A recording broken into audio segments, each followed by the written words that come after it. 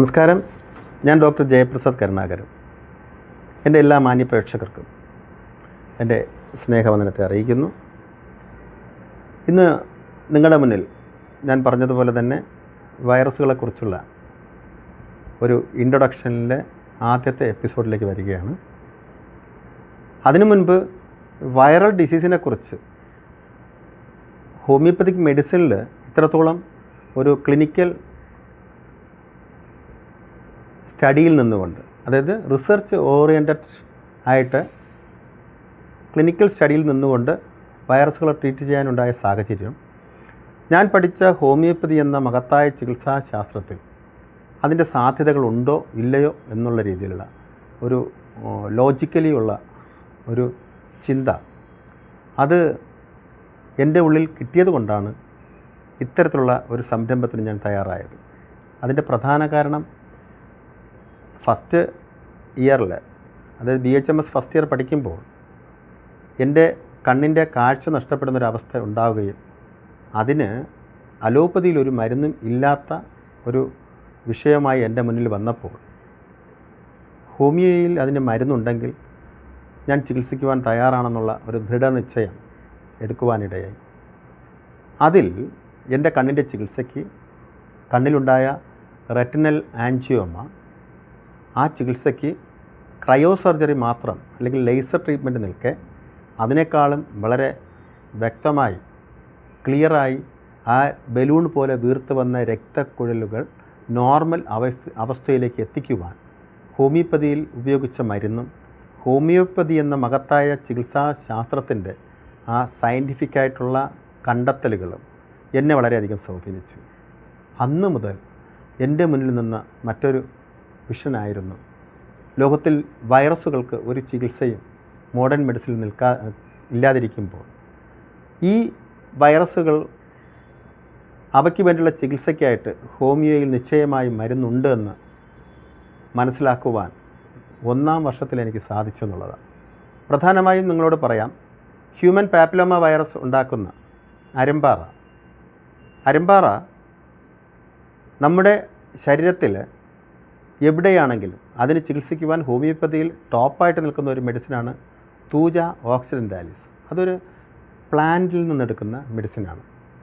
അപ്പോൾ ഒരു ചെടിയിൽ നിന്നെടുത്ത ആ മെഡിസിന് ഹ്യൂമൻ പാപ്പിലോമ വൈറസ് എന്ന് പറഞ്ഞ ഈ വൈറൽ ഡിസീസിനെ ട്രീറ്റ് ചെയ്യുവാൻ സാധിച്ചുവെങ്കിൽ നിശ്ചയമായും ഒരു റീട്രോ വൈറസായ ഹ്യൂമൻ പാപ്പിലോമ വൈറസ് ഉണ്ടാക്കുന്ന അരമ്പാറയെ ചികിത്സിക്കുവാൻ കഴിയുന്ന ആ ഒരു പ്രത്യേകത ഹോമിയോപ്പതിക് മരുന്നിനുണ്ടെങ്കിൽ, അതുപോലെ തന്നെ 83-84 കാലഘട്ടങ്ങളിൽ ഐസൊലേറ്റ് ചെയ്ത ഹ്യൂമൻ ഇമ്മ്യൂണോ ഡെഫിഷ്യൻസി വൈറസിനെയും ട്രീറ്റ് ചെയ്യാൻ സാധിക്കുമെന്ന് ഞാൻ ഉറപ്പായി മനസ്സിലാക്കിയിരുന്നു.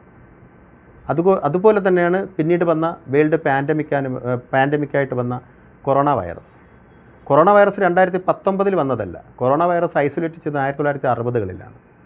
അപ്പോൾ ഈ COVID-19 എന്നുള്ള പേരിൽ 2019 ലോകം മുഴുവനും ലോക്ക്ഡൗൺ ചെയ്തുകൊണ്ട് പുറത്തേക്ക് ഈ വൈറസിന് വിടുമ്പോൾ അതിനെ ചികിത്സിക്കുവാനും പ്രിവെൻറ്റ് ചെയ്യുവാനും ഹോമിയോപ്പതിയിൽ മെഡിസിൻ ഉണ്ടെന്ന് തെളിയിച്ചുകൊണ്ട് ബഹുമാനപ്പെട്ട കേരള ഹൈക്കോടതിയിൽ ഒരു റിട്ട് ഫയൽ ചെയ്യുകയും 2-ാമത്തെ ദിവസം അതിന് ബഹുമാനപ്പെട്ട കേരള ഹൈക്കോടതി ഓർഡർ നൽകുകയും ചെയ്തു. വൈറൽ ഡിസീസിനെ ട്രീറ്റ് ചെയ്യുവാൻ ഹോമിയോപ്പതിക് മെഡിസിന് സാധിക്കുന്നു എന്നുള്ളത് വെറുതെ ഒരു അനുമാനത്തിലല്ല ഞാൻ മുന്നോട്ട് വന്നത്. നിശ്ചയമായും ട്രീറ്റ് ചെയ്യുവാനും അതിനെ പ്രിവെൻറ്റ് ചെയ്യുവാനും സാധിക്കുമെന്നുള്ളതിന് വ്യക്തമായ തെളിവുകൾ മുന്നിൽ വെച്ചുകൊണ്ട് തന്നെയാണ് ഞാൻ ഈ സംരംഭവുമായിട്ട് മുന്നോട്ട് വന്നത്. അതുകൊണ്ട് തന്നെ ഇന്ന് ഇന്ത്യയിലെന്ന് മാത്രമല്ല, ലോകത്തിലെ പല രാജ്യങ്ങളിലും ഞാനിന്ന് നേരിട്ട് കാണാത്ത പേഷ്യൻസ് പോലും എനിക്കുണ്ട്. വീഡിയോ കോൺഫറൻസിലും ഫോണിലൂടെയും അവരുമായി സംസാരിച്ച് ഞാൻ ട്രീറ്റ് ചെയ്തുകൊണ്ടിരിക്കുന്നു.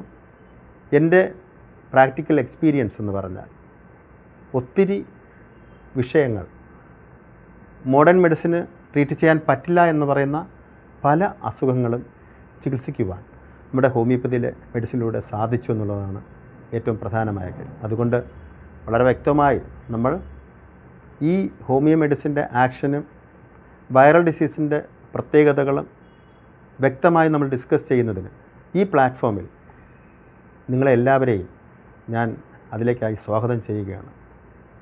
കാരണം ലോകം ഇനിയും ഒരു പാൻഡമിക്കിൽ കടന്നു പോകുന്നുവെങ്കിൽ ഇവിടുത്തെ അവസ്ഥ എന്താകുമെന്ന് ജനങ്ങൾ അറിയാതെ പോകരുത്. അതുകൊണ്ട് നമ്മൾ ഈ കാര്യത്തിൽ അറിവുള്ളവരാകണം, നല്ല ജ്ഞാനമുള്ളവരാകണം. ആവശ്യമില്ലാത്ത വൈറസുകളുടെയൊക്കെ പേര് പറഞ്ഞും അതിൻ്റെ പ്രവർത്തനത്തെക്കുറിച്ച് വർണ്ണിച്ചും കോടികൾ കൊയ്യുന്ന വമ്പന്മാർക്കെതിരെ ഓരോ മനുഷ്യരും പ്രതികരിക്കണം. അതിനായിട്ട് എല്ലാവരെയും ഒരിക്കൽ കൂടെ ആഹ്വാനം ചെയ്തുകൊണ്ട് ഞാൻ നിർത്തുന്നു. നന്ദി, നമസ്കാരം.